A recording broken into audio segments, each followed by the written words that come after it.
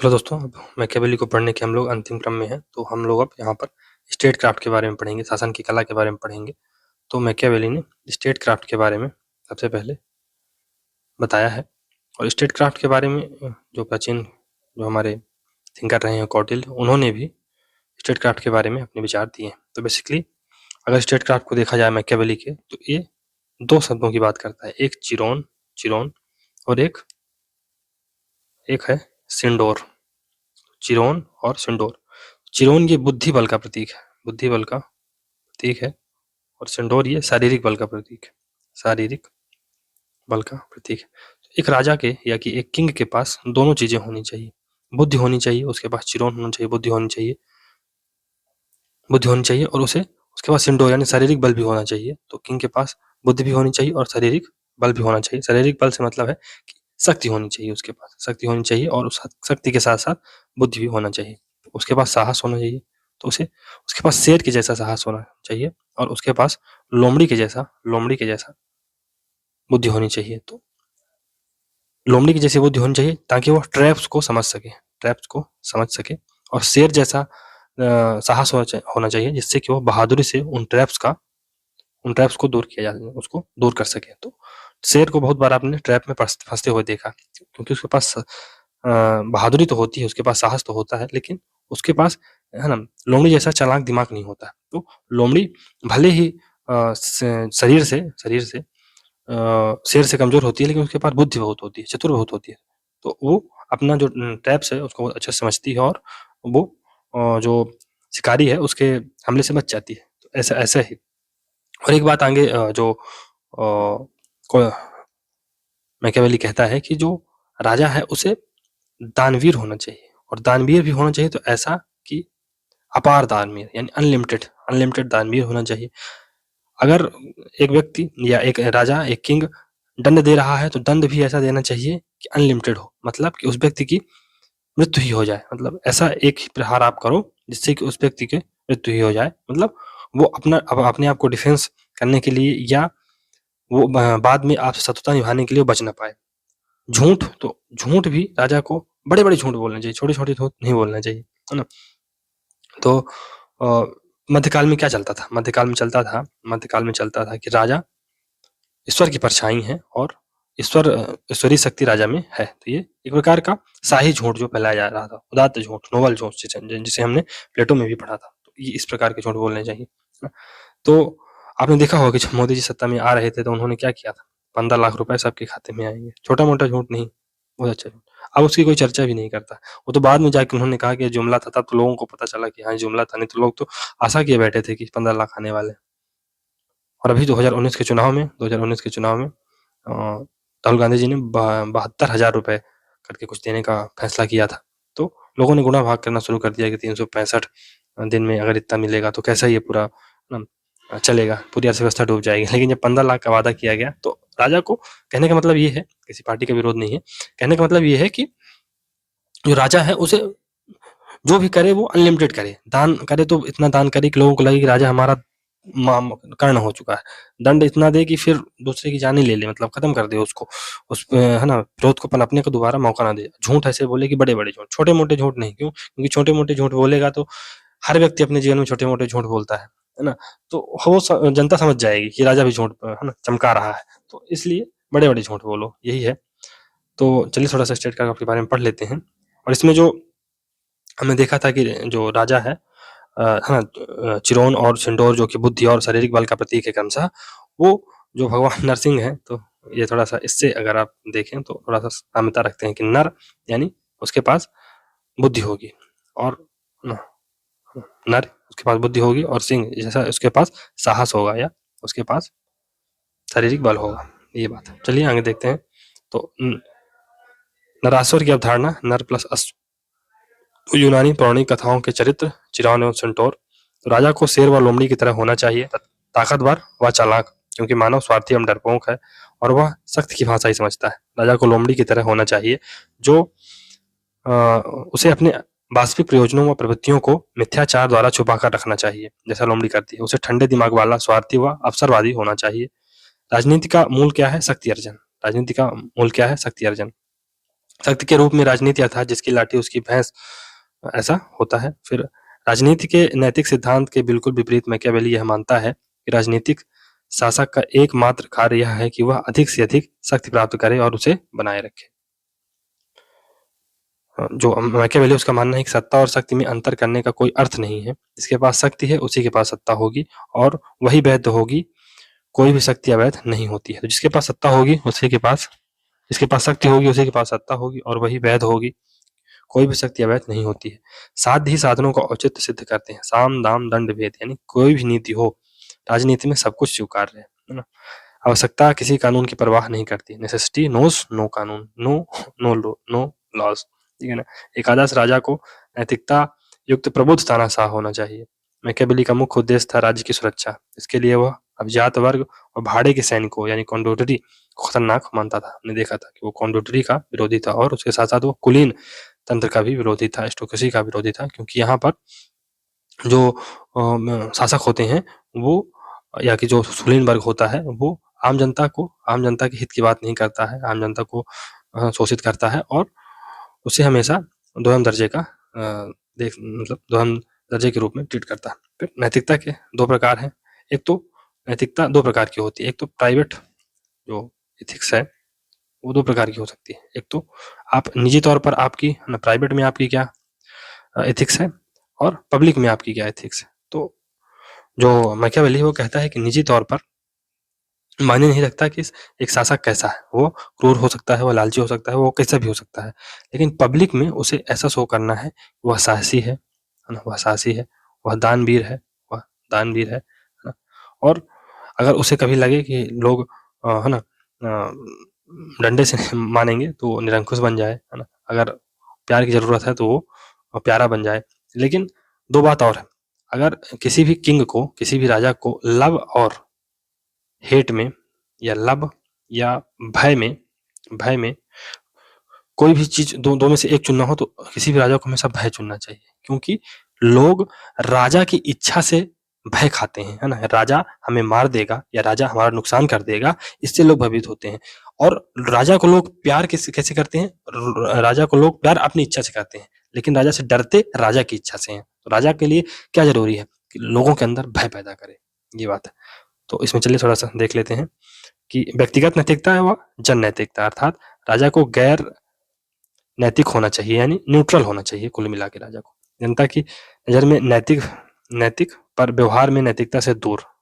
राज्य की अपनी कोई नैतिक आचरण संहिता नहीं होती है ना, राज्य की अपनी कोई नैतिक आचरण संहिता नहीं होती है। यह एक नैतिकता के प्रति उदासीन सत्ता है।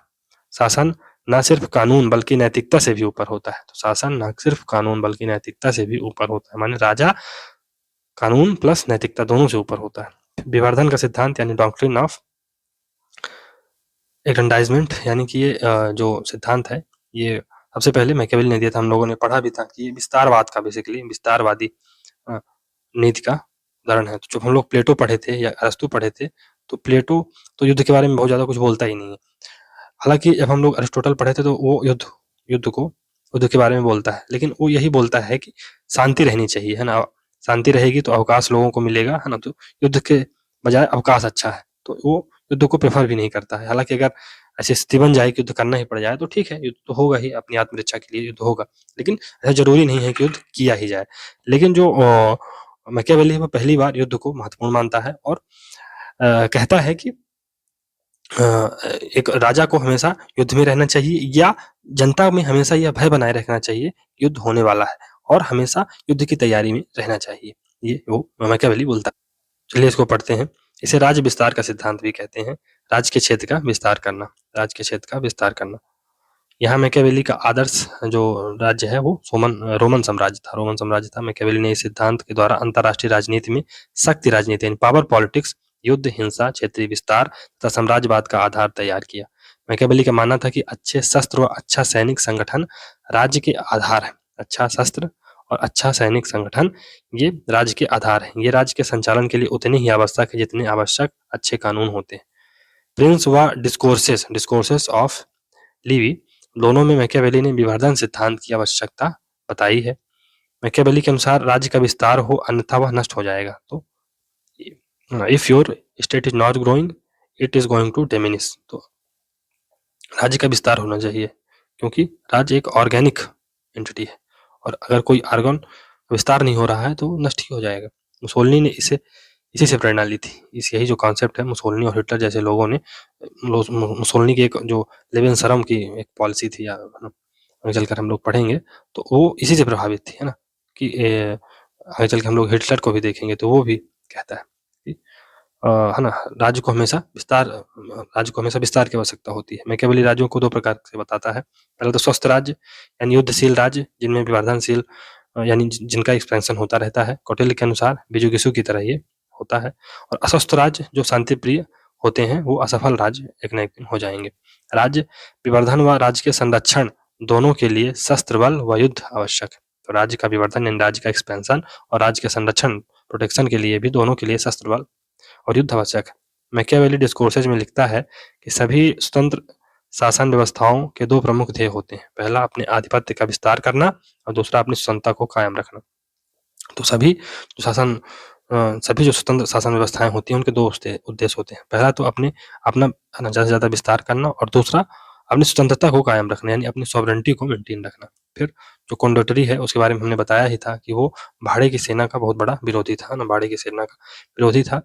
और मैकियावेली अपने समय की कॉन्डोटरी यानी किराए की सेना की आलोचना करता था, क्योंकि इसके अंतर्गत किसी भी मूल के सिपाहियों को किराए पर सैनिक के रूप में भर्ती कर लिया जाता है।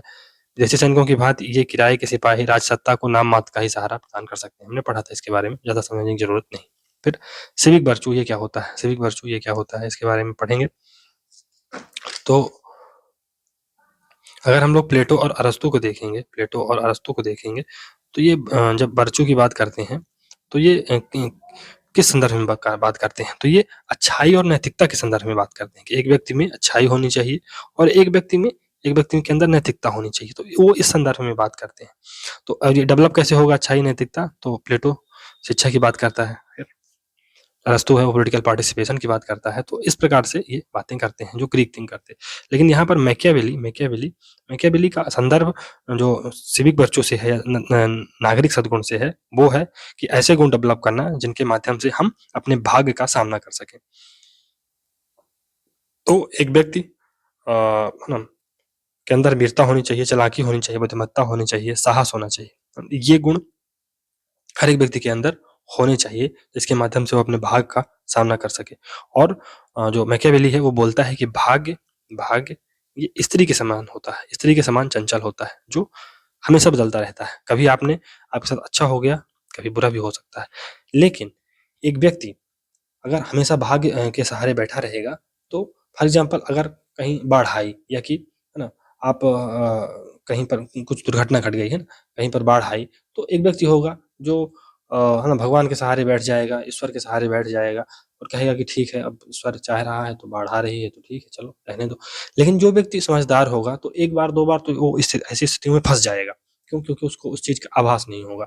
लेकिन फिर जो व्यक्ति समझदार होगा वो कुछ ना कुछ इम्बैकमेंट बनाएगा, बांध बनाएगा, कुछ ना कुछ ऐसा प्रोटेक्शन करेगा, ऊंचे टीले पे अपने आप को बसा लेगा, जिससे कि बाढ़ का जो बाढ़ से होने वाला जो नुकसान है उसको वो किसी तरह से मैनेज कर सके, जान माल की अच्छा कर सके। तो ऐसे ही एक व्यक्ति जो साहसी होगा, जो वीरता जिसके अंदर होगी, बुद्धिमत्ता होगी, साहस होगा, वो भाग्य जो कि स्त्री रूपी चंचल है उसे अपने कंट्रोल में कर सकता है ना, ये बात है। तो अगर एक व्यक्ति के अंदर है ना नागरिक सद्गुण है, सिविक वर्चूज है ना, तो वो अपने साहस, अपनी बुद्धिमत्ता, अपनी चालाकी से भाग्य रूपी स्त्री को या स्त्री रूपी भाग्य को अपना बना सकता है। और आगे चल के मैकियावेली कहता है कि परिवर्तन तो हमेशा होंगे ही होंगे ना, परिवर्तन को आप रोक नहीं सकते हो, परिवर्तन ऐसी चीजें हैं जो होकर ही रहेंगी। लेकिन फिर भी अपने को अगर उससे डील करना है तो अपने को सिविक वर्चू डेवलप करना पड़ेगा। तो चिरौन और सेंटोर, इसके बारे में हम लोगों ने पढ़ चुका था। चिरौन जो कि बुद्धि का प्रतीक है, और सेंटोर ये कि साहस या शारीरिक बल का प्रतीक है। तो नागरिक सद्गुण या वर्चू मैकियावेली की विभिन्न अवधारणाओं का केंद्रीय तत्व है। यह अपनी रचनाओं में बार बार इस शब्द का प्रयोग करता है। मैकियावेली का वर्चू प्लेटो और अरस्तु वाला वर्चू नहीं है। प्लेटो और अरस्तु का वर्चू नैतिकता व अच्छाई का पर्याय है, जबकि मैकियावेली का वर्चू है वो पुरुषोचित व युद्ध समान गुण का है ना। इसका वर्चू साहस व बुद्धि के समन्वय का प्रतीक है। इतालवी शब्द बर्टू या बर्चू का अर्थ है वह गुण व कौशल जो किसी व्यक्ति को भाग्य के प्रहारों का सामना करने व किसी भी माध्यम से उन पर काबू पाने में सक्षम बनाता है।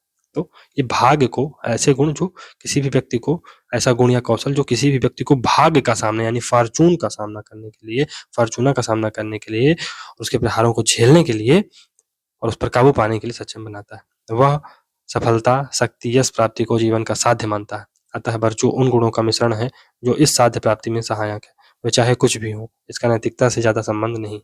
फिर वर्चू यानी वीरता प्लस साहस प्लस बुद्धि बल, वीरता प्लस साहस प्लस बुद्धि।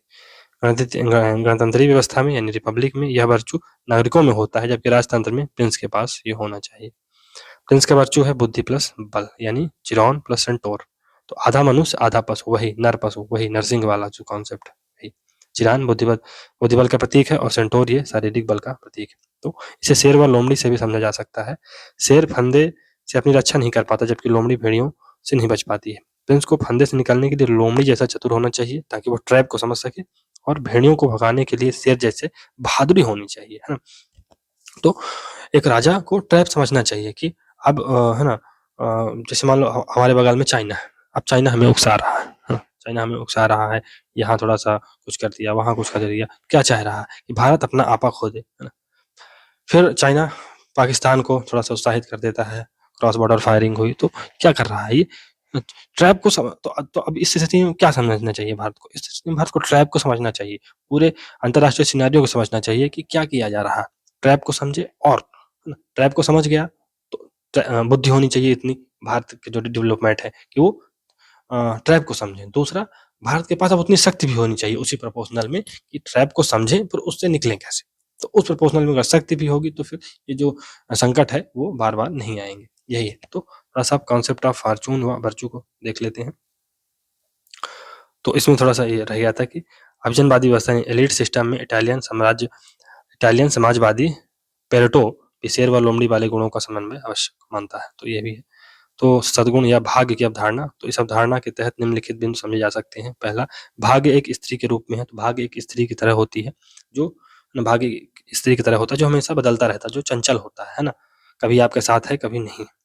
परिवर्तन का सिद्धांत हमने देखा था कि कोई भी वस्तु स्थिर नहीं है ना। आपका भाग्य आज कुछ है, कल कुछ बदल, है ना, कुछ हो सकता है। तो ऐसा कहा जाता है कि है ना, स्त्री का चरित्र और पुरुषों का भाग्य आज तक विधाता भी नहीं समझ पाए हैं। तो हालांकि आप लोग उसको जो है ना लड़कियां देख रही होंगी उसको अन्यथा न लीजिएगा, लेकिन जो है तो है। तो यही है कि परिवर्तन संसार का नियम है, तो कब परिवर्तन हो जाए ये पता नहीं। और सद्गुण का किला, तो अब हमें एक है ना फोर्ट ऑफ वर्चू डेवलप करना होगा, जो कि मैं समझा भी चुका हूँ। फोर्ट ऑफ वर्चू मतलब सद्गुण का किला, मतलब कि आपके पास वीरता होनी चाहिए, चालाकी होनी चाहिए, बुद्धिमत्ता होनी चाहिए, साहस होना चाहिए। इसके माध्यम से आप जो ये परिवर्तनशीलता है, भाग्य हमेशा जो कि स्त्री की तरह होता है, जो हमेशा चंचल होता है, बदल सकता है, उसको परिवर्तित करने के लिए आपके अंदर सद्गुण होने चाहिए। अगर आपके अंदर साहस है, बुद्धिमत्ता है, चालाकी है ना, आपके पास लोमड़ी जैसा है ना, लोमड़ी जैसी चालाकी है और शेर जैसा बहादुरपन है, तो आप किसी न किसी तरह से उसको मैनेज कर ही लोगे, है ना, अंतोगत्वा। यही बात यहीं पर बताई जा रही।